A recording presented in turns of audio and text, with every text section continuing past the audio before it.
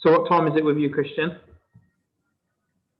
We are in, around noon. We're kind of getting ready for lunch. And ready for lunch.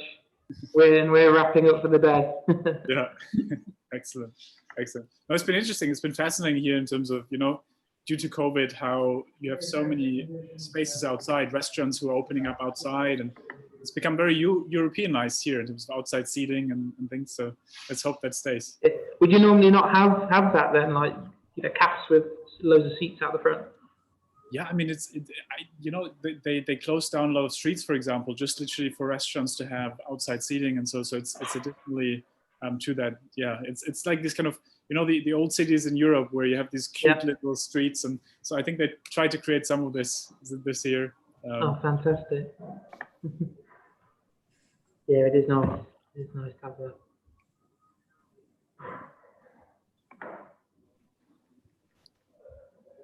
You've been running the community for a while, or how's been your journey with?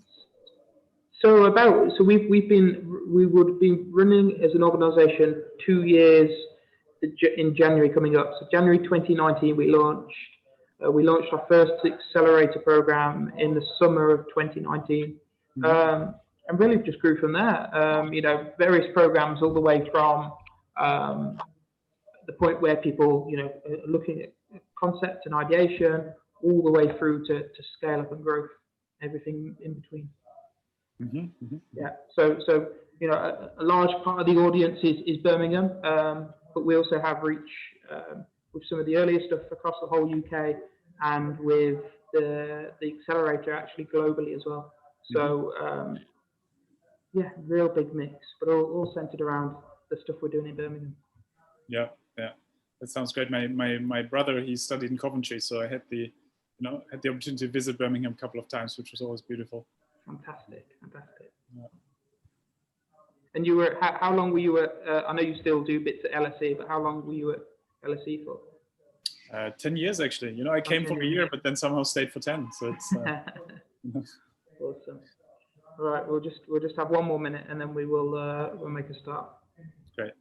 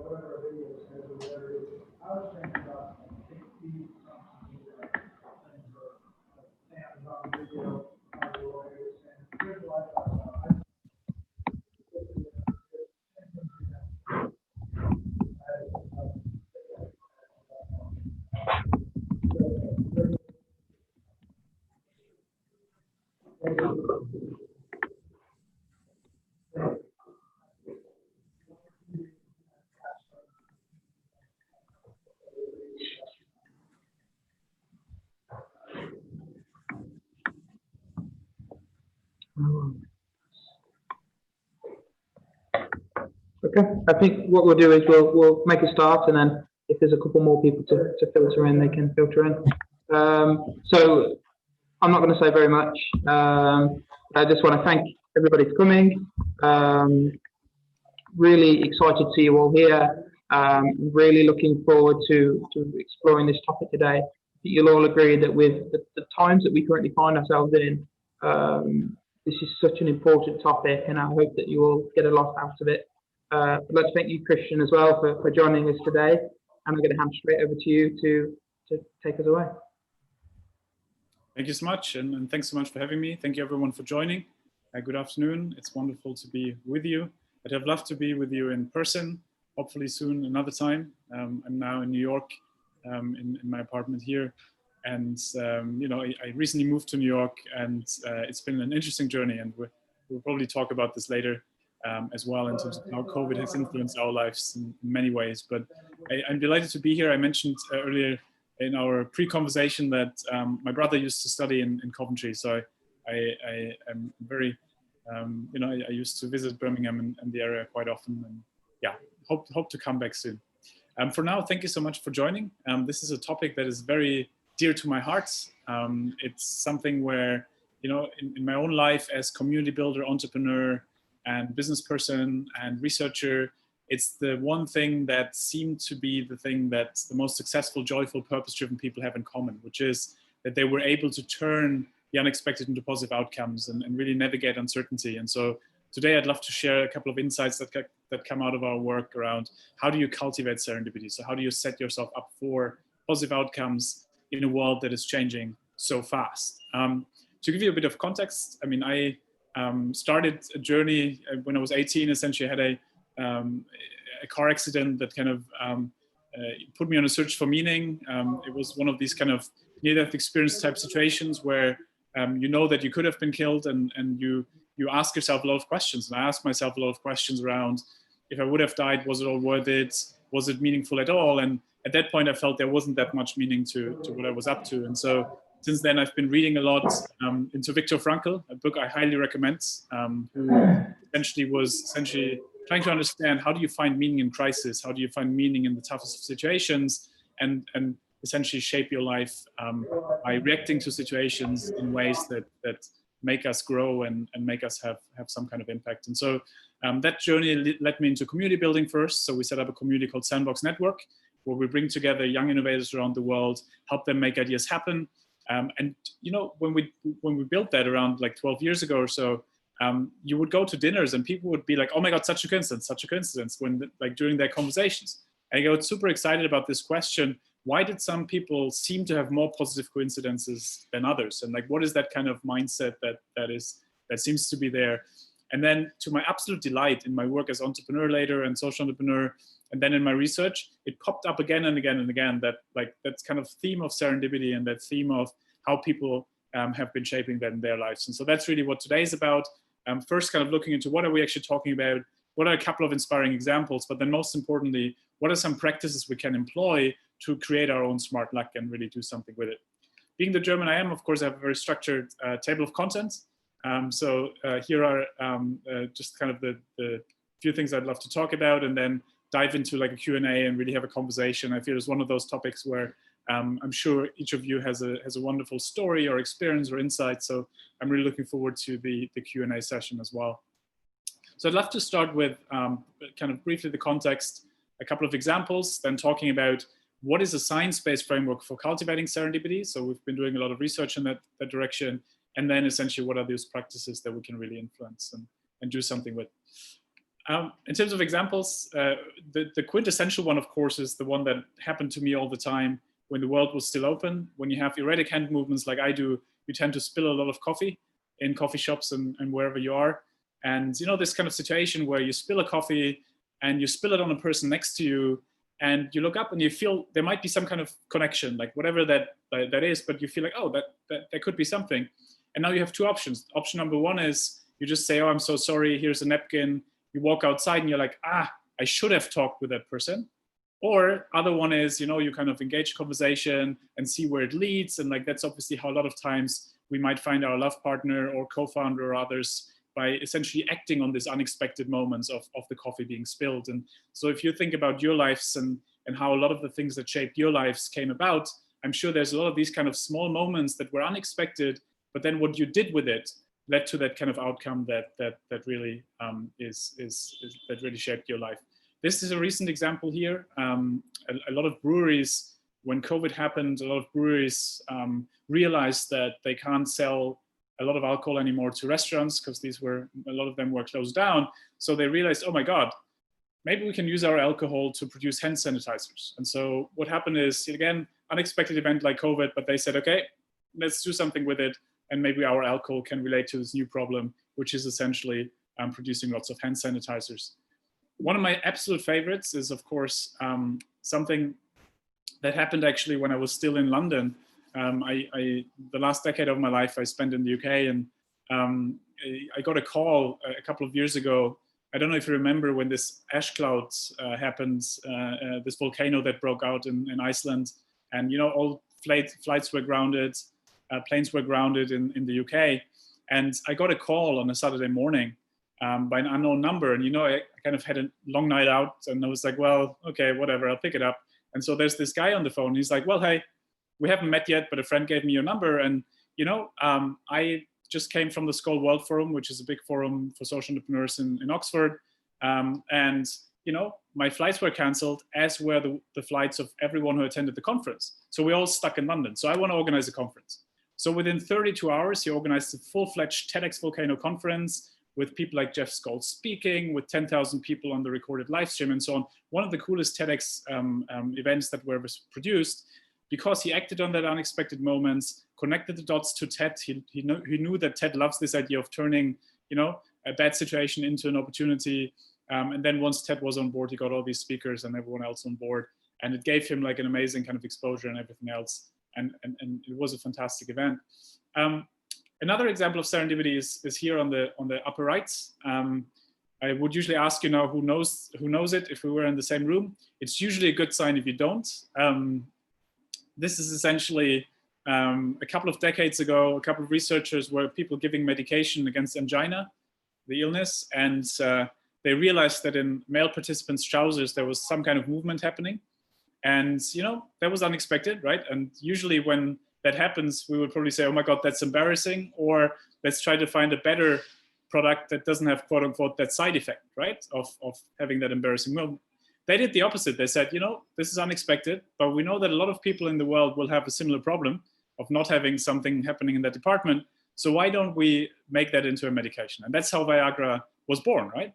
And that's how Viagra came about. And that's how up to 50% of inventions, innovations come about. Like someone sees something unexpected, Petri dishes that mix, or that kind of unexpected moment like with Viagra, and then an innovation or invention happens because we connected the dots to something different. And then last but not least, this is a company in China that I've been doing a lot of work with, and they are a white goods company. And they produce refrigerators, washing machines, and so on. And a couple of years ago, they got calls from farmers, and the farmers essentially said, hey, look, what a crappy machine. It always breaks down when I try to wash my potatoes. And so what would we usually say? We would probably say, well, look, this is a cloth washing machine. Like, don't wash your potatoes in the washing machine, right? Like, don't do that. They did the opposite. They said it's unexpected that they use that, but you know what? There's a lot of farmers in China. So why don't we build in a dirt filter and make it a potato washing machine? And so that's how now their kind of potato washing machine product that you can see here emerged, which helps farmers essentially wash their potatoes. What all these examples have in common is what really is kind of what excites me the most, and that is that they are all a process of serendipity. They are all somehow something that they would now say, oh, that was lucky that it happened, or that was like unexpectedly a positive outcome. But you know what? It was not just something that happened to them. It wasn't just this kind of blind luck that's all about inheriting something or being born into a good family. It was that kind of smart luck that's all about saying, how do we turn the unexpected into a positive outcome? And so a lot of our work has been around exactly that. When you look at all these different examples of how successful leaders run their companies, of how social entrepreneurs have scaled their businesses and their impact and so on, what we see is there's a clear pattern emerging of a science-based framework of how serendipity happens. And so essentially it's always, there is this kind of trigger, like as in all these examples, right? Like something unexpected happens, the coffee spill, the volcano, the kind of movement in someone's trousers, farmers calling up and talking about potatoes. And then crucially, what we need to do is we need to connect the dots. We need to do something with that information and connect it to something that is relevant or there, and then have the tenacity to actually go through with it and do something with it. And only then serendipity happens. So serendipity is really a process of actively creating our own luck rather than just having something passive happening. It's not just about running into someone at a conference. We need to do something with it. We need to connect dots and operate on it. Now, of course, what happens a lot of times is that we might either not see the trigger, so we might not see the unexpected as something that is valuable, or we might not connect the dots to something relevant, or we might not have the tenacity to do that. And these are all incidences where we can miss serendipity. And so if you look at all these kind of situations where you could have had serendipity but didn't, I'm a big believer. So something that helped me a lot is I started a serendipity journal, and I'm literally writing down what was unexpected, what did I do in this situation, did I do something with it, but also how could I in different situations act differently to create more meaningful accidents. And I'll talk more about this, but the beauty of serendipity is that we can both make accidents more meaningful, like in most of these examples, but we can also create more meaningful accidents. And I'll talk more about this later when I talk about hooks and things, the question of how can you seed different dots so that other people also can connect them for us, so that serendipity happens much more. So the beautiful thing then is like, that in a way it becomes an active process of creating our own smart luck. And there's a lot of studies actually, especially when it comes to like quote unquote regular luck, how actually that depends a lot on our mindset and the way how we look at the world. And so there's one interesting experiment that I'm a big fan of, where it happened in the UK, where they took someone who self-identifies as extremely lucky and someone who self-identifies as extremely unlucky. And then they tell them, you know what, walk down the street, go into a coffee shop, order the coffee, sit down, and then we'll have an interview. That's it. Now, what they don't tell them is that there's a £5 note in front of the door. There's cameras across the street that are hidden and in the coffee shop. And then there's only one seat in the coffee shop. And that's next to this extremely successful businessman who can make big ideas happen. Now, the lucky person walks down the street, sees the £5 note, picks it up, goes inside, has a conversation with the barista, orders the coffee, sits next to the businessman, has a nice conversation, they exchange business card, and perhaps an opportunity comes out of it. We don't know that. The unlucky person walks down the street, steps over the £5 note. And again, these are people who self-identify as lucky or unlucky. So people who say, I always have bad things happening to me, bad things always happen to me, X, Y, Z. That's the quote unquote unlucky person. So she steps over the £5 note, goes inside the shop, orders the coffee, sits next to the businessman, ignores the businessman, and that's that. Now, at the end of the day, they ask both people, so how was your day today? And so the lucky person says, it was amazing. I found money in the street. I made 2 new friends, and potentially an opportunity coming out of it. We don't know that. The unlucky person just says, well, nothing really happened. And that's the interesting thing also when we look at counterfactuals, that in these situations, we can a lot of times see how the same situation, the same experiment can lead to completely different outcomes depending on how we frame the world and how we look at the world and how open-minded we are and so on. But also we can look in history at counterfactuals of how people in different situations at the same time kind of created something or not. So for example, there's these kind of, a couple of decades ago, they did some experiments with rabbits, and they injected rabbits with papain, the enzyme, and they saw that the ears of the rabbits flopped. And that's unexpected, like nobody would feel that that was something they would expect. But 2 researchers at the same time saw that, but only one of them acted on it and said, okay, this is surprising. So let me dive deeper into this. And his research then led to, a kind of like wonderful kind of medications around arthritis and like increasing the blood flow and everything else.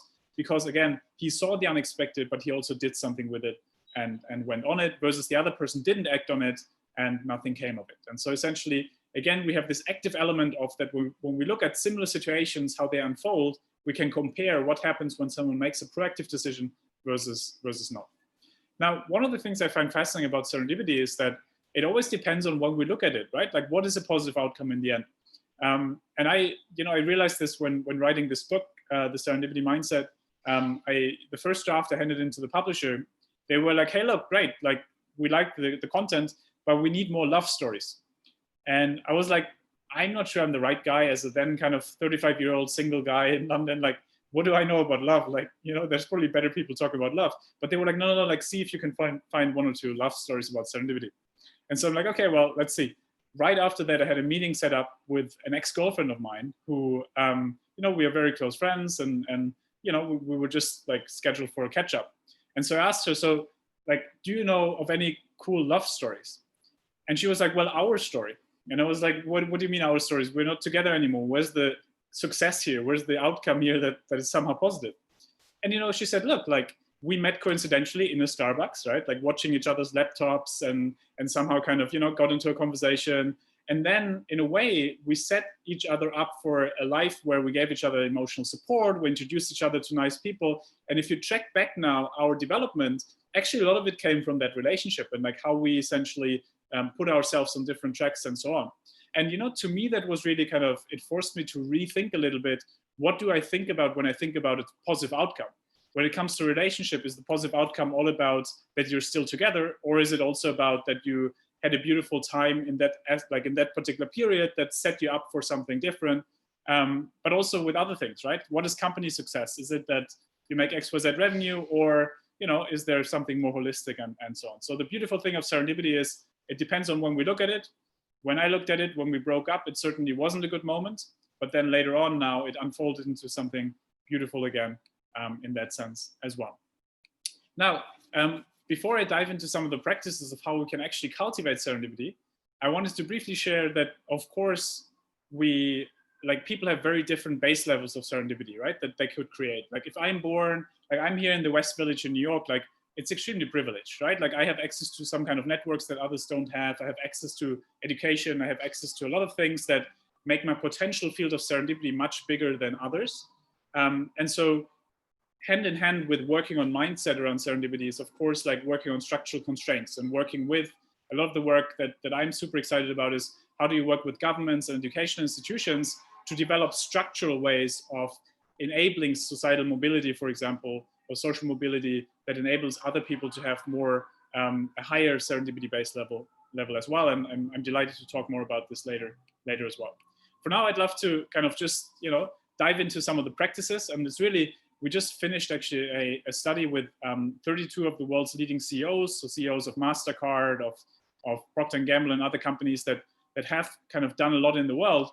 And what was beautiful in that also to see is that all these CEOs had in common that they all somehow cultivated serendipity intuitively, and that we can learn a lot from that. And Hubert Joly, the CEO of Best Buy, last year he retired, but he had this beautiful kind of idea that in a way the way you deal with the unexpected defines who you are, because that's, the unexpected situation usually brings out who we really are. We show our real colors and so on. So it's not only about creating positive, nice things, but it's also about essentially when we are in situations of crisis or so, it shows who we really are. And you see at the moment in terms of leadership, some people have extremely creative solutions for their employees and others and do wonderful things. And others are doing things where in 10 years, people will look back and say, what did you do during COVID? And maybe you were not a good leader during that time. And so the unexpected really brings out the best and the worst in leaders.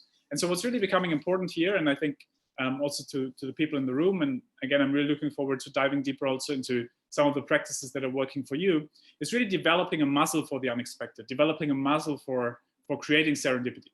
And so I'd love to share a couple of ideas of things that I've seen work. One is to ask and to respond to questions differently. You all know this kind of dreaded question when someone asks you, what do you do, right? And there's this wonderful entrepreneur in London, Ollie Barrett. He set up actually Startup UK, which is, or Startup Britain, which is this wonderful kind of entrepreneurship community. And he essentially, if you would ask him, so what do you do? He would say something like, well, I'm an education entrepreneur, but I'm also super excited about the philosophy of science. But what I've recently started is playing the piano. And so what he's doing here is he uses the same space in terms of the answer that you would use when you do a usual kind of answer, but he gives you 3 potential hooks where you could be like, oh my God, such a coincidence. You could be like, oh my God, such a coincidence. I just started hosting piano matinees, come by. Or my God, such a coincidence. We just set up a community around the philosophy of science. The point here is the more we can seed hooks into our answers in every conversation, the more we can flex some of the things we're interested in, the more other people can be like, oh my God, such a coincidence that relates to what I'm really interested in and so on. And so that's the same for pitches, everything else we're doing. The more we can seed these different hooks, the better.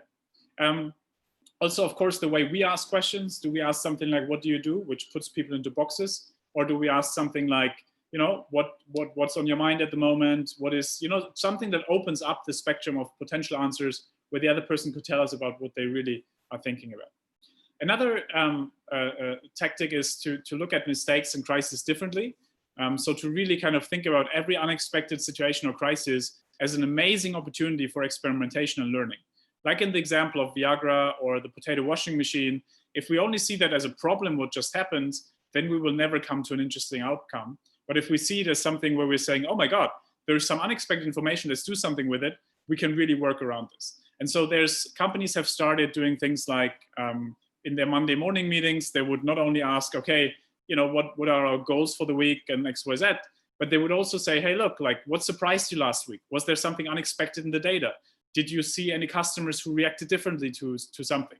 And what happens then is people get the permission to say, maybe we didn't have everything right? Maybe our marketing plan wasn't the perfect plan, but that's okay because essentially the marketing plan gave us a direction, but now we are ready for the unexpected. And that is really something, in a way, as soon as we build in this idea that we legitimize the surprising, the unexpected, we take it away from something that threatens us to something that becomes a natural way of life. And I've seen that, I come from Germany. We love planning. We love mapping things out. Our education system is all about, yeah, you have to have it all figured out. And there's one career track and everything else. And then you go into real life and you're like, life is just not that way. And it's just not unfolding this way. And everyone's just winging it, right? And so at the end of the day, it's really kind of allowing people to portray a bit more what reality is, but also let them bring in new information that could really change our way of how we go about the world. One of my absolute favorites, another strategy, is to reframe situations. A lot of my work is in sub-Saharan Africa, in extremely resource-constrained environments. And there's an amazing organization called Reconstructed Living Labs. And what they're doing is it's a very simple, low-income education methodology, like, picture literally kind of 10 steps to learn social media and tell your story, or 10 steps to build your business, like very simple kind of methodology. But they're coming out of the local community in the Bridgetown kind of impoverished area, and they go into other communities. And instead of asking, what do you need in terms of what resources do you need or something else, they ask, what is already here? Oh, there's a former drug dealer. Fantastic. That's a lot of social capital. That's a lot of resourcefulness. If we can turn that person into a teacher, they will inspire so many more people, give them hope and dignity and everything else. If you look at an old garage, fantastic. That's a potential training center. And so once you look at the world that way, serendipity starts happening all the time, because you're constantly thinking about, how can I look at whatever we have already, people, resources, whatever it is, and look at it in a way that allows me to connect dots to something that we can do with. And so to give you a simple example, they use a very simple budgeting approach, where whenever someone wants a budget for a project, instead of just writing the project, so let's say you organize an event for 50 people and you don't have chairs, right? And so now, usually you would write a budget and you would say, I need 50 chairs, I need XYZ money for that. What our lab says is, no, no, no, no. First, you have to answer a couple of questions. First question is, do you really need the chairs, right? Like, can people sit on the floor? Can they sit somewhere else? Like, so first really questioning if you need the budget item at all. If you really need it, does someone around you have it? Like, could your neighbor provide something? Could the company next door have these chairs? Whatever it is. And then, only then, if you answer no and no, then you're like, okay, great. Is there any other way? And if not, then okay, let's do this. But the point here is first thinking about, what do we have here already? What can we do with this? And only then suggesting we need those resources. And I will never forget the first time I started working in Kenya and in South Africa, I asked someone who's now a very good friend of mine, I asked him, so what should I, as the kind of like guy coming into your context here, should never ask you as a first question, right? Because there's all this white savior syndrome stuff out there where like people come into that context and just think they can fix everything. And he said, never ask me what I need. Because if you ask me what I need as a first question, you put me into the role of a victim, of a beneficiary, of someone who needs something from you. Versus if you ask me something like, what is here? What can we do together? Then we can first talk about what we have already, and then we can still talk about what we need. But like at this point, it's about first saying, we want to create our own luck here, and you can be part of this, but you shouldn't create our luck, because then we feel disempowered. We feel like we're just like beneficiaries of something that's happening outside. And so that's actually where, for them now, serendipity happens all the time, because people feel they have the dignity to be part of creating their own luck, rather than just kind of having some saviors running around and thinking they're great people. Another approach is serendipity spotting, which is one of my favorites is around serendipity bombs. So this idea on LinkedIn, for example, you have this option that you can have access to every second degree contact of your contacts. So essentially you can reach a lot of people, sending them a direct message. And like one of the things I do, especially with people who don't have access to a lot of people, is to say, send them serendipity bombs around the lines of, hey, I've been super inspired by your work. I've been working on XYZ. Just wanted to see if there could be overlaps, whatever it is. Just like, not pitching, no biz stuff or something, but just like inspirational messages that we send to people. And out of 10 people, there's always one or two who say, oh my God, like such a coincidence. I was just looking more into this area. Like, I'd love to do more around this, whatever it is. So it's a numbers game, right? That's about like putting a lot of stuff out there and putting oneself on the radar of people now, especially once people start with new projects again, or start with new hires, or start with new investments. At the moment, they might not, but once they remember that there was this person who reached out to them half a year ago, they will connect the dots. That's also similar to, I've been doing a lot of work with people who come from less privileged backgrounds, and one of the things that I'm a big fan of is when the world was still open, and now the same we can do virtually, we would say, you know what, go to every event, every public event that you can at the LSE, at like the RSA, at like Birmingham, like perhaps that could also be, you know, wherever you are, like the university that you have, whatever it is, where there's an inspirational speaker and where there's a lot of people in the audience. And then you are in the audience, and then you are the first person who, when they ask, does anyone have questions, you energetically stand up so that they can't ignore you. Not too much, but like you stand up so that, you know, moderators are always looking for people who are standing up. And so if you're the one who stands up quickly, they will usually pick on you. And then essentially you're the first one asking the question, same digitally, right? In virtual chat rooms, it's just about like asking the same question a couple of times so that you always pop up again and again, and then they can't ignore you when you do that a couple of times. But the point is, and then when you're standing there, essentially the question goes like this, like, thank you so much for this inspiring presentation or this inspiring speech. So making it all about the speaker. As someone who just went through XYZ transition, I was wondering if you have advice for XYZ. The point here is what we're doing is we're inserting a half sentence that is about us and gives people information about us and what we're doing and what's out there.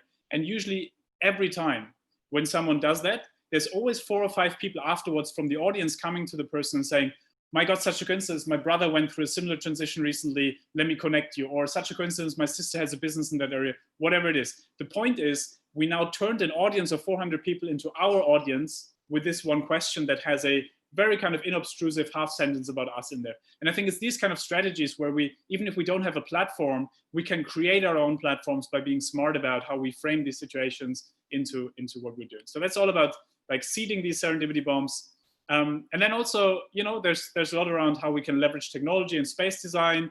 I'm a big fan of random coffee trials, for example, where companies essentially ask their employees to specify a couple of times where they're free, and then they randomly match them with other employees. So it's like the water cooler moments that don't happen at the moment, right? You don't run into people at the moment at the water cooler or in the coffee shop, but you can run into them virtually. And that a lot of times then can lead to serendipity, especially if you give them inspiring prompts, right? It's inspiring questions where you're like, just ask each other, like, what's on your mind, what inspires you, whatever it is. And so then that gets people talking.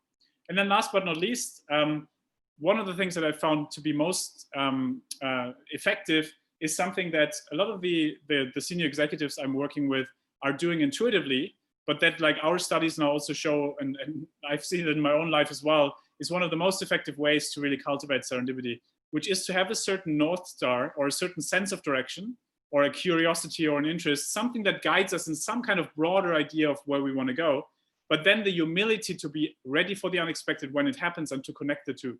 And so, you know, you even see that with the governor here, Governor Cuomo, so the governor of New York. He was one of the very few governors who did it very differently than all the other governors, and that built him a lot of trust, and that made New York now being the least infected, because essentially he said, I have 2 principles that are my guiding principles, like, you know, economic health and public health. And these are the true principles. And here's my approximate timeline, my approximate plan. But I will tell you already now that this plan will be revised as soon as we have new data. It will be revised as soon as we learn about new unexpected stuff.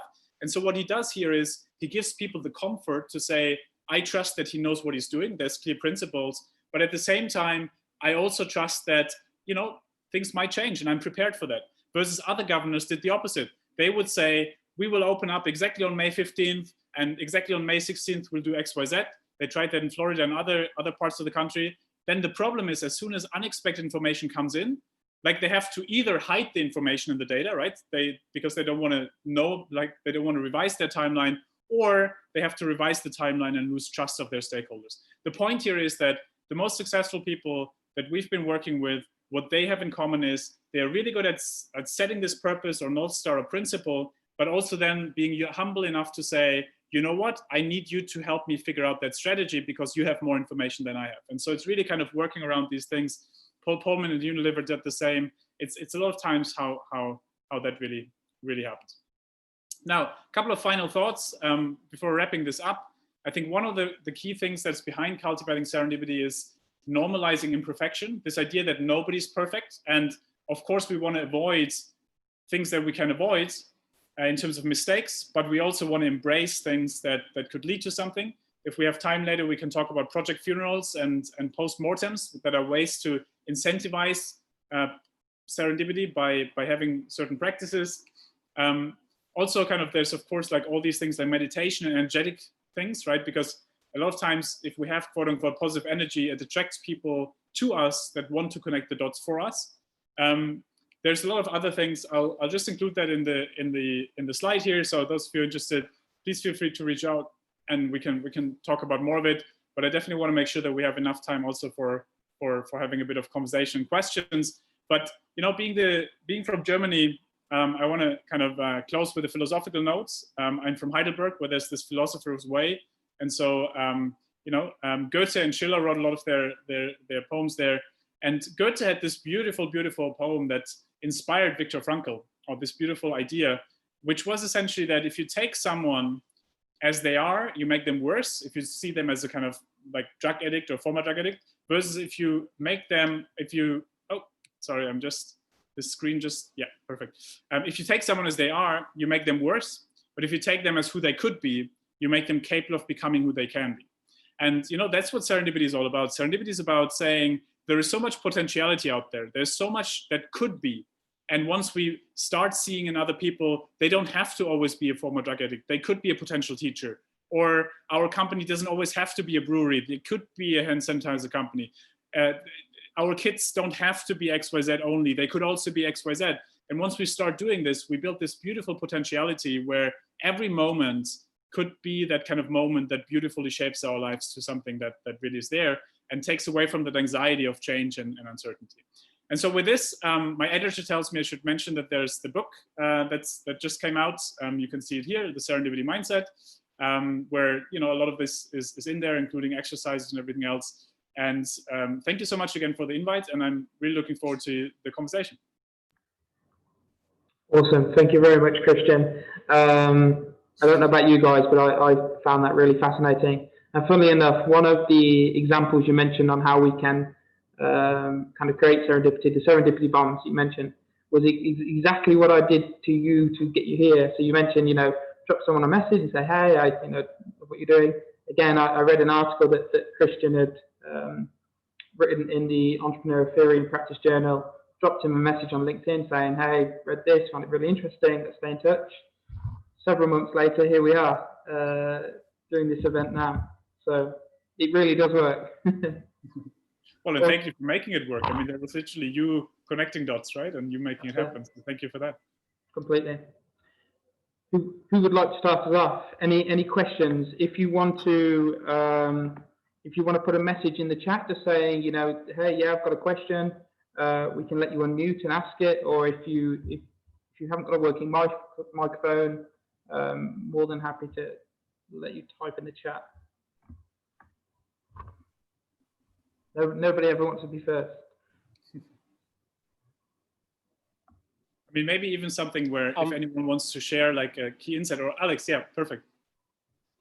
Oh, I don't know why I'm Alex. Alex, I took your name. I'm Omran. I work with Dan. So what you mentioned at the end, saying if you take someone as they are, you're gonna make it worse. But if you take them as who they potentially can be, they can be. But how could you what are the main things you look at in person to identify if they are having the potential of change, rather than it's just saying that they are saying, I want to change? Because I faced this before, that they are saying we want to change, but if you look at the history of the last 4 years, for example, they were not able to do that. How you justify, for example, for sure they faced some barriers, they faced some problem, prevented them from making that change. But how you get yourself the confidence that I'm gonna get them there, I'm gonna move them forward, even there's that like that history of attempting to change or saying I want to change, but they didn't. How you get yourself that confident to go forward with it? Yeah, that's such a great question, because you know it also points to the importance of really that kind of sense of worthiness or sense of self-confidence, right? That is a lot of times behind acting on an opportunity, right? Because you can have so many potential opportunities, but if you don't act on them. I remember I had a wonderful conversation actually with someone who works in a restaurant in London, and I asked him, so how often do you have serendipity in your life? And he said, well, before I was 25, never. And after I was 25, all the time. And I was like, well, what happened? And he went through a journey of essentially, he came from a very tough background. And, he grew up in this environment of people like us are not supposed to do more than service work in a restaurant, or people like us are not supposed to XYZ. And so that primed him, right? In terms of like, he has amazing energy. He's amazingly humble. And so whenever he would talk with people, they would always say, hey, look, I want to put you in touch with XYZ company. Like they would need someone like you for doing XYZ. And he would always be like, no worries, no worries. And so he didn't act on these kind of things. And because of that kind of lack of self-confidence that he felt about this. And, I can relate to this, as someone who for a long time had like this kind of inner imposter in him. This idea of like, even if you see something as an opportunity, you're like, yeah, I'm not yet ready. Maybe it comes later and so and so. And then it never comes, right? And so it's really about, to your point, one thing I found extremely effective in that case is to do baby steps. So to rather than say, you need to be like Mahatma Gandhi tomorrow, it's more about saying, hey, here are 2 things you can do today concretely, so that you get used to the idea that you can have more of this happen. And so, for example, I made a deal with a person who's very close to me who had something similar, where we said, every day now, every conversation you have, ask one different question, or give one different answer about like who you want to be. So essentially, if you ask me, what do you do? Like he would write down his own narrative, and he would write down, I've been someone from XYZ, but now I want to like do more XYZ. And by then getting into that narrative and telling others about that, he developed a certain accountability with others, because they would always remind him, oh, last time you told me about this, so what happened now? And so on, so on, so on, so on. And so like, it's small shifts in behavior then, because there's this joy of serendipity that happens once people start then, connecting dots, start having more serendipity, that they then get so excited about it that they're like, how could I live with this, like without this before, right? And so it gives this enthusiasm for life. And so I think it's like small baby steps, like small exercises, everything from, like perspective taking. So like when I am in a situation, like how do I in a way step back from that situation and think about, okay, like who are the 2 or 3 people who really inspire me? What did they do differently? What could I do differently now in this situation? Learning from them, whatever it is, just things that in a way help us to do something concrete. Because I agree with you, like if there's no concrete action day to day with accountability with someone else, it doesn't happen, right? It just doesn't happen. And so it's really, that's one of the things why I'm so excited about small exercises, because it's always about, it's like building a muscle, right? Like you will not be a bodybuilder tomorrow, but you can build that muscle, and then you build the other muscle, and then you build that muscle. And I think the different muscles are really about like that kind of, developing that grit, developing that tenacity, developing that kind of self-confidence. And there's a lot around this. I highly recommend the work of Adam Grant, who did a lot of work around how do you essentially develop a kind of resilience for what life throws at us. And so highly recommend it. But also the other muscles I think are as important, like to really say, how do I, when I see something like this, have the tools and the belief that I can actually act on them? And so I think that is, it's one of these wonderful questions where, we could dive very deep, but you had a follow-up. Yeah, I agree. Yeah, I agree. What you put it in the right way, saying that you need to give them the small steps, because I met someone and I did that comparison of where they are at now and where they could be, but as that ultimate goal or that big thing. But I think as you said, if we tell people, well, take those small steps, that's as a provement they are committed to take those steps. At the same time, as you said, it is the 1,000-mile marathon start of the step. So yeah, agree. Yeah, thank you.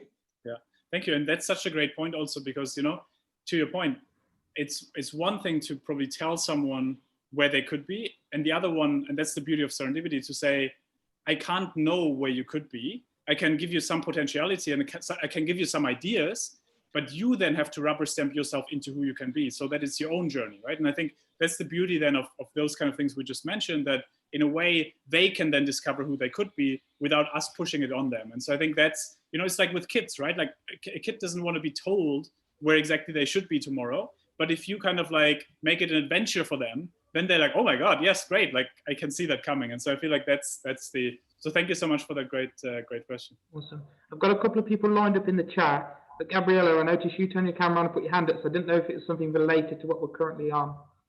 Yeah, it was actually. I was wanting to ask Christian on what he was saying about starting to talk about who you want to be versus who you are.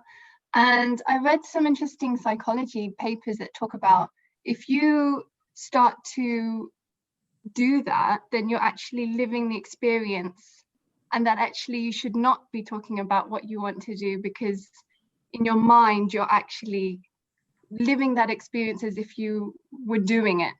And I'm just wondering if you have encountered any of that in terms of the serendipity. I had another question as well, but just wanted to add and ask about that. Yeah, it's a great question, because I think it comes back also to our previous conversation around how do you essentially find that balance between, you cannot map out, right? Especially when I think when you're in tough periods, like it's hard to map out where you could be, right? It's hard to map out who you could be, what you could be. And so in a way, it's more about building your own kind of, almost like the core muscle in terms of resilience and grit and everything else, and then putting yourself into situations where you could see what could be, if that makes sense. So it's almost like you're building, to your point, but it's interesting, you know, because when you were speaking, I had like two things came to mind. One is that there's also a lot of work in psychology around the power of manifestation and visualization, and really kind of putting something in your head as like, this is where I want to go. And then essentially building accountability partners. Something I did, for example, a lot was I have people around me who I commit to for a certain goal. And I'm like, I want to get this book done by XYZ. And even if my publisher doesn't hold me accountable, there's 3 people now who will literally punish me if I don't do this. And like, there's a lot of, you can be very creative in terms of like the kinds of ways, or who you know, or hopefully usually with carrots rather than sticks. But like, it's kind of, in a way, that is the kind of manifestation / visualization. And at the same time, to your point, I think, you know, that's why this example of the North Star to me is so important, that in a way, when we have this like approximate sense of where we could go, right? Like if I'm a former drug addict and I say, I want to get my life in order, and like my vision is to do something that is around teaching or something kind of that gives me that sense of direction. But also now I am open to doing these exercises we talked about earlier, where you just kind of like rubber stamp forward how this could look like. Could it be in a school? Could it be in a university? Could it be in a childcare center? Could it be in a community? And really kind of rubber stamping towards it. And I think then you take that away, that pressure of having to think exactly through every step and like making your own reality already without being it, versus like really mapping that out. But I'd love to read more about this, what you just mentioned, because it's a fascinating kind of paradox a lot of times. That's the beauty of humans, right? We're so paradoxical that like, in a way, and that's, I think, at the core of it, right? That some things work for some of us, other things work for others, and really experimenting with this also. You mentioned you had a second question also, or? Yeah, because you were talking about some projects that you were doing in Kenya. And interestingly, our community interest company is doing some projects in Nigeria at the moment. And I was just wondering, you know, in terms of the white savior complex that you spoke about, but also encountering different gender dynamics or cultural differences, which could hinder the serendipity. Is there anything you could sort of share in terms of those insights? Yeah. I mean, I wish we had another hour, because I feel there's so much in that question. And thank you for raising that.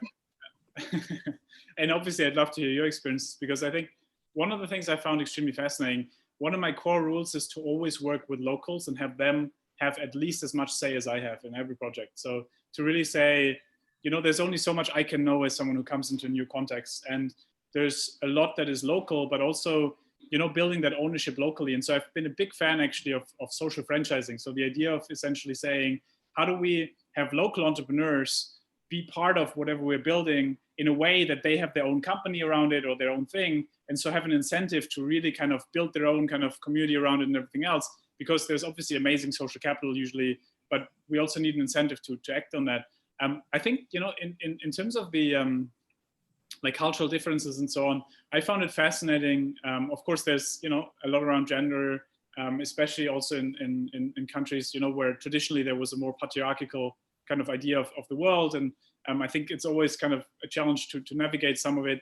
I mean, we've had, like, one of the things that works really well with us is to have very diverse teams and really kind of making sure that there's always an appreciation of the local context. But it's, you know, my short answer to this would really be that in a way, giving one enough time to spend time somewhere versus like thinking that we know already a lot of the solutions. I mean, in each context where we've been working, I've always spent a month or so at least to really kind of be there and feel what it means to be there. Because once you lived, like I used to couch crash, for example, floor crash with a friend of mine who lives in the slums in Kibera in Kenya.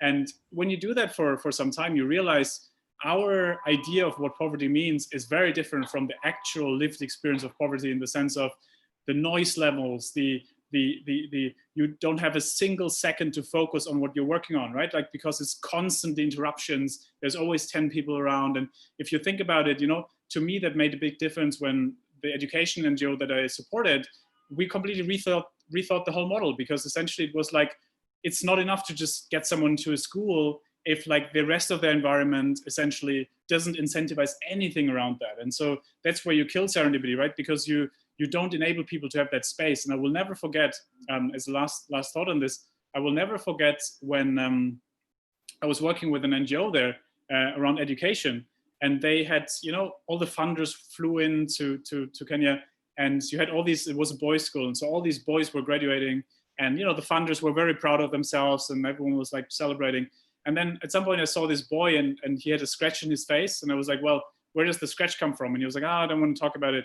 And, you know, we built more trust with him, and he started talking about how in his family, his father now is beating him because the family can't relate anymore to the big words he uses, because he's the only one who gets an education.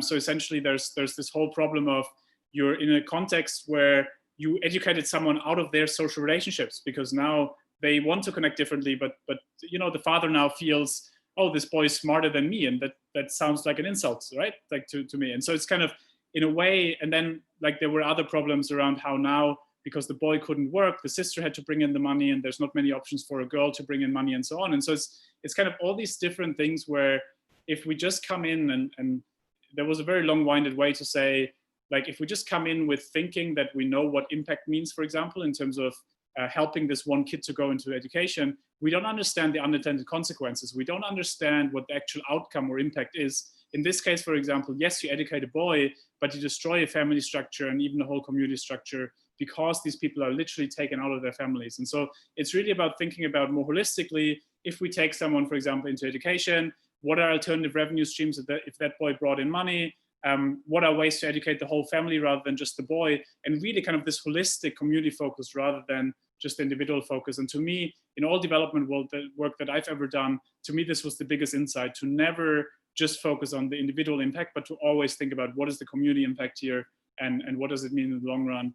Because I think that's the white savior thing, right? That like the unintended consequences of like white people coming into context where they have no idea what's happening and thinking it's all about resources, but actually destroying more. Like, I think it's done a lot of bad in the world. And so I think if we can channel that good intention into like actual effective community-driven efforts, there's so much we can do. I mean, there's no lack of resources in the world. There's a lack of like creatively channeling those into where it actually matters. Awesome. I've got a couple of people lined up in the chat ready to share some thoughts. Apologies, I can't see your first name. There we go.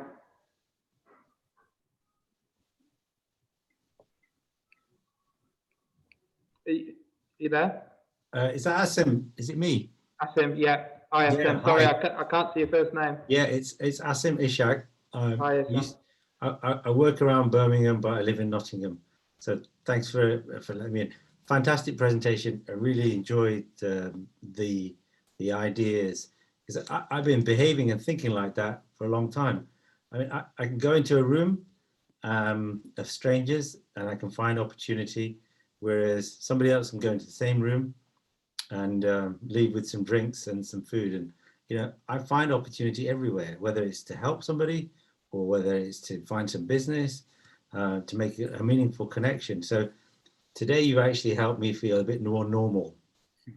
So I really appreciate that. And I think there's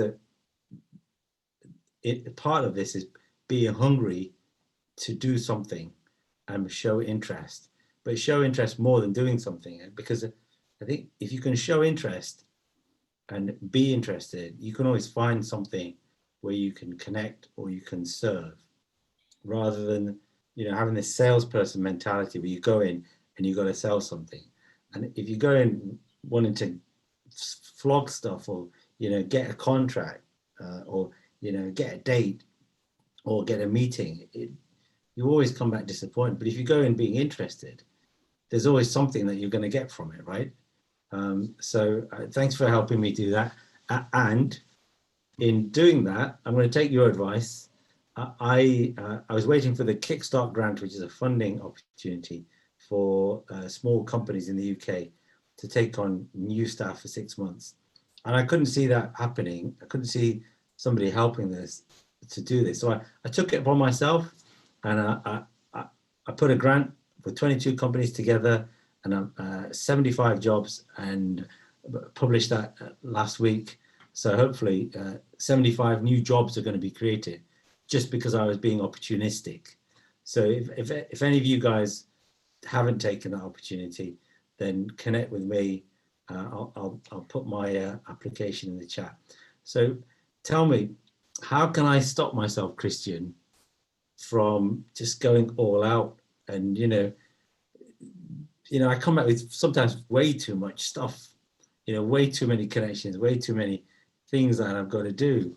So can you give me some guidance to just focus a little bit, and not try to help everybody in the room? Yeah, I mean, thank you so much for this brilliant kind of example also of like seeding serendipity, right? You're literally seeding it now for the amazing project you're working on, and also for the mindset that you're embodying. And I'd obviously love to learn more about other practices. I'm sure you have a lot of intuitive practices that you're using that others could really learn from. I think to your point, and so I'll quickly answer, but I'd love to, if you have any practices, like, I think the room could really benefit. It seems like you've been really conscious about this. One thing I found like, I have the same problem as you have, like, in a way, once you are in that mindset, like, it just happens all the time. You're like, oh my God, how can this not distract me? And I realized this, especially when I was writing the book, right? You have a clear focus, and then there's so many other things, but you only get the book done, right, if you actually don't grab all these different opportunities that are coming up. And so I've been super fascinated by the question of filters, and like, how do we develop filters that allow us to screen those that really matter? And in my case, it's been usually, a close friend of mine with whom I bounce like things off. Like, whenever something comes across, I'm like, okay, does this make sense? And if not, it becomes a parking lot. And that's where I find the Serendipity journal so effective. I literally put them into the parking lot, and I'm like, great thing. Follow up like in 5 months, and that's parked now. And so it also gives me the feeling that I'm not missing out, because I'm parking it. I'm not deleting it, but I'm just putting it there. Yes, I almost never really follow up on it later, because it, in the big scheme of things, never was that big in a way. But it gives me that comfort of I'm not missing out, and I can stay focused. And so I think like these things I found super fascinating. How to have like someone who helps me with it, like filter, but also B, having that North Star that helps filter, and the Serendipity journal that helps filter. And companies like Pixar, for example, they have informal brain trusts, right? Where literally whenever the idea, like whenever someone comes with an idea, you have a couple of people who informally say, great, not so great, parking lot. And so I think these kind of things have helped me a lot. But if we have the last minute now, in terms of if you have another practice or something, that could be really interesting. Like, I think for me, the difference is realizing that I'm going to go and show interest, and that's it. I'm going there for interest rather than an open for opportunity. I'm literally going with an open mind, no expectation, and if I can help somebody, I'm going to help them. As long as it's not like costing me money, but if there's a connection, then I'm going to help them, because there's no point having all these connections if I do nothing with them, right? Mm-hmm. So I think that's been really, really helpful for me to make genuine connections, because I've not needed anything back from anybody. When somebody said, I'm trying to find somebody, and I know somebody, and I'll do it, not because I need anything back, but just because I can. And sometimes that's impressed somebody to say, you remember when you gave me this connection, you know what, this happened out of it. And it's like, God, I did that like months and months ago, or years and years ago. Yeah. So it's actually quite nice just to be able to give, and that turns around, karma comes back. Yeah. That's a beautiful, thought in terms of it is karmic in a sense, right? That like it is that kind of what goes around comes around. I mean, that's actually one of the things where I think it's a beautiful example also. One of the things I found fascinating over the last years of diving very deep into it is how much natural sciences meet spirituality, meet management, meet other things when it comes to exactly those questions of when you want to connect dots, you need the incentive to connect the dots. And to your point, like if there is goodwill, if there's good energy, if there's something that actually incentivizes also for other people to at some point just say, hey, look, like I just came across this and I want to put it together. But also the feeling that comes from being able to help, right? I mean, Adam Grant did this amazing stuff around that in a way givers, so people who are genuinely giving, at the end of the day, that's a beautiful enlightened self-interest, because like usually it is literally karmic in the sense of how it comes back, as long as we can set boundaries. And I think that's to your point, that givers like are more successful as long as they have boundaries in terms of the opportunities, but also in terms of demands on their time and everything else. And that's what I like about your approach, that you're proactive about it and that you in a way control more or less how much do you give versus just being overwhelmed by it, which I think is the problem that a lot of givers might have. And so thank you so much for sharing that. That was fantastic. Yeah, that was an awesome share, and please feel free to put details about your Kickstart scheme in the chat for those interested. Chris asked a question around how to enable situations for serendipity to take place. Chris, let me know if it's something you still want to know. I think some of the examples that have just been given since you asked the question might actually give you some of those answers, but let us know if there is still something. Matteo, would you like to ask your question? Yeah, thank you. And very thank you so much for your presentation, Chris, and very insightful, especially now in the middle of pandemic. So actually my question is around connecting the dots, as you were mentioning before. I've been researching for a year currency monetary innovation that was implemented successfully after the 1929 financial crisis, then after the 2008 crisis. I was studying already, and then coronavirus happened, you know. So I would be keen to hear your view on how you adapt somehow your solution that you think you have to the scenario, the situation, the unexpected situation you were mentioning, how to be good at connecting the dot and adapting what you already have in your hands, really. Yeah. That's a great question. And it's something, I mean, I've seen that a lot with like our students here and young professionals as well, right? That like you had everything mapped out and there was an idea of like how you can go about everything. And, you know, a lot of people had career offers and everything else. And like a lot of things fell through.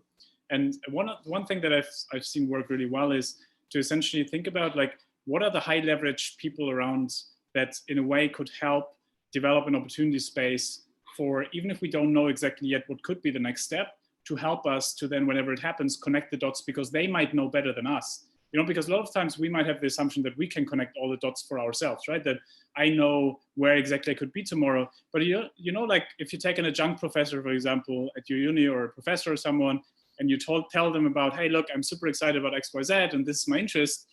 What comes to mind when you hear this? They might come up with something completely different, where you were like, oh my God, I didn't even know that my skill set might relate to this. I didn't even know that, you know. And so what I've seen is here, the smart students just like started like 5-6 months ago when COVID happened and their things fell through. They went to every professor, every adjunct professor, and every guest lecturer that ever came into the room and literally said, I'm super excited about this area. My things just fell through. Would be really grateful for ideas on like what could happen, what X, Y, Z. And it's fascinating how many people would come back and say, hey, look, like I briefly skimmed through like what you said, and like, have you ever considered going into a completely different direction because, you know, your skill set might fit there?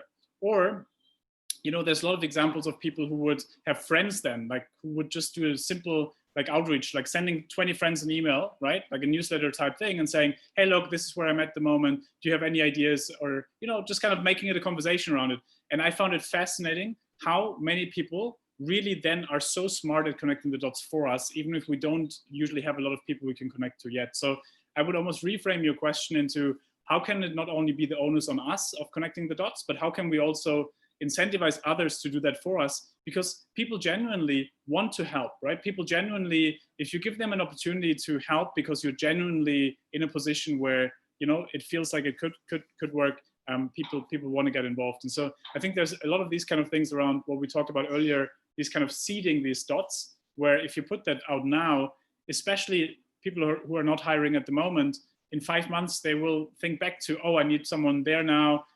wasn't there this guy who reached out to me like 5 months ago about XYZ, can I put them, you know? And so I think it's seeding as much as possible, but also allowing others to connect the dots. Again, it's a question where, you know, I'd love to, we could spend a whole hour on the different exercise we could go through, but please do feel free to reach out, and we can definitely dive deeper into that as well. I think it's a great question. It sounds like you have the mindset to actually make a lot of wonderful stuff happen. So looking forward to hearing how that will go. No, yeah, thank you. And thanks also to BEC to kind of arranging, helping really people to connect the dots. So thank you, guys. Your pleasure. You're very much welcome. I'm going to leave the last question to Chris.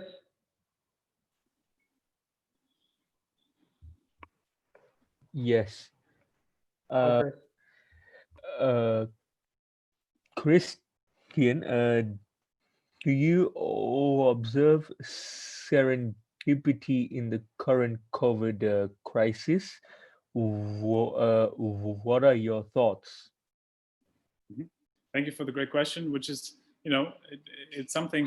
I'm here in New York, and it's been fascinating how much it reminds me of really resource-constrained environments, especially in sub-Saharan Africa, in the sense of that out of crisis, a lot of times there's necessity-based serendipity, necessity-based creativity, because now people, you know, if you like for 20 years, you could just do the same thing over and over again and it seemed to work. But now the situation is so different that you have to do things differently, right? And so you see, like, for example, snow cannon businesses here that learned how to use their snow cannons for like huge huge sanitizing kind of things in like huge halls, or you know, you see like people completely rethinking how they go about things. And so a lot of this is really about saying, how do we in a way kind of rethink our capabilities in relation to whatever is happening. And so I see a lot of this with companies, but also especially with individuals. And I think that's where it gets exciting for everyone, that I think COVID has, it's almost like a collective near-death experience, right? It's like, you're like, oh shoot, like things can be over very quickly, and oh shoot, like things can happen very quickly. And I had COVID in March, very severe breath-like problems and everything else, 911 on speed dial, and I lived alone. So it was like a really weird period. And I started rereading Viktor Frankl. And to me, really, it always points down to this one, he has this beautiful one idea of like that in our response to the unexpected, that's where our freedom lies. And that's where our growth lies. And so I think what we're seeing at the moment is that those people who, and that's why I'm so excited about this mindset question, because those people who reframe and reinterpret this situation, not as something that kind of like makes our life really bad, which it does partly, right? And there's a lot of things we can't influence. Like I lost people here who died from it. Like it's nothing that is, it's painful, right? And it's something we can't like partly influence. But then there's the part we can influence. And that's really the part about saying, okay, let's see something in this moment and let's do something with it. And I think that's where then in 10 years from now, you know, we will say, looking back, hey, look, this was a really bad situation, but also really interesting things will have come out of it, because out of necessity, we had to be creative. And so I'm actually really hopeful about this, because I think it forces a lot of people to rethink what's meaningful to them, to rethink what they could do in the world, and to the wonderful earlier question, also to think about who do I want to be in this world, and how does that represent in the innovations and other things I'm doing. And so I think there's so much in there. But again, I'd love to keep, thank you so much for this wonderful question, Chris, much appreciated. And thank you so much for hosting again. It's been wonderful to be here. No, it's been awesome. And we have just had one more question, but it's a one-word answer question. So let's do it. Really interesting question. What is your favorite word, if not serendipity? It's a great question. I'm torn between meaning and happiness, or meaningfulness and happiness. And the reason being that I think for a long time, I've been very driven by a search for meaning and like finding something meaningful that, you know, is this deathbed regret thing. When you will be on your deathbed, what will you regret the most? And like they did this beautiful thing where they asked nuns, what will you regret the most? Or what do people say they regret the most when they're on their deathbed? And usually it's always things around, I wished I would have been more truthful to who I am. I wish I had built more meaningful relationships and so on. And to me, that comes a lot into that meaning bracket of how do we do that? At the same time, you know, I love being happy and content. I'm a very optimistic person, but sometimes they are in tension, right? Because a lot of times when you want to do something really meaningful, it can be painful, and there's a lot of discomfort. I mean, a lot of you are entrepreneurs and social entrepreneurs, and you know how much discomfort there is in solving something and having the ambiguity that comes with entrepreneurship and so on. So you will most probably not be that happy in that process all the time, but you're ready to take that on. And so I think these are my two favorite words, because I feel I haven't yet figured out how to find that optimum balance, but I feel there is something in there of trying to do both grounded, the happiness that's more about being content about what life is, but also that kind of discomfort and not being content with the world, because that's the only way of how we actually really change stuff in the world. And so I think it's those two that come to mind. Thank you for the great question. Yeah, and Trevor has just asked it, has said, thank you, that's the topic of my upcoming book. I'm sure reach out and let us know more about that. That sounds really exciting. Yeah, I just want to pop the link. I mean, let us, that sounds very interesting. So in the spirit of serendipity, please do post the link of your new book. And excellent. I just want to borrow a quick 30 seconds of people's time before we shoot off. I hope you've really enjoyed this. Christian, thank you so much again for spending this time with us. It's been incredibly insightful. Just to let you all know what we've got coming up over the next couple of weeks and months. On the 8th of October, we've got an accounting session, so all to do with accounting for startups and entrepreneurs. Very practical, but very good advice for anybody that needs to get their head around that. We've got a really interesting event at the end of October on the 22nd, exploring Latin American entrepreneurship. So we've got entrepreneurs, VCs from Latin America sharing with us about what's going on in that part of the world. A couple of the things that we've got going on at the moment, we have our Skills for Tomorrow program. So anybody aged 18 to 30 who's looking for to develop entrepreneurial skills, and not just to start a business, but whether you have a job and you just want to create a culture where you use these entrepreneurial skills and entrepreneurial mindset to make change, this could definitely be for you. Visit our website, there's details on there. We have a cohort coming up on the 5th of October and the 26th. Anybody that's in the early stages of starting a business, whether they are just about to launch or recently launched, we have our 1 month long startup sprint program, perfect to help you build those early fundamental pillars, connect with like-minded people, and take advantage of opportunities to really launch your business in the right way. Some deadlines there for applications and start dates, again, all can be found on the website. And finally, we are Forward Accelerator. So for anybody who is at the stage where they're running a high growth or scaling business, they're looking for all the support that they need to help make that happen and seek international opportunities. We'll be taking applications for Forward in October for a January start. You can reach out to us by the website www.birminghamenterprisecommunity.co.uk or hello@birminghamenterprisecommunity.co.uk. Thank you again, Christian. Thank you everyone for attending. Hope you all enjoy the rest of your week. Thank you very much. thank you. Bye-bye.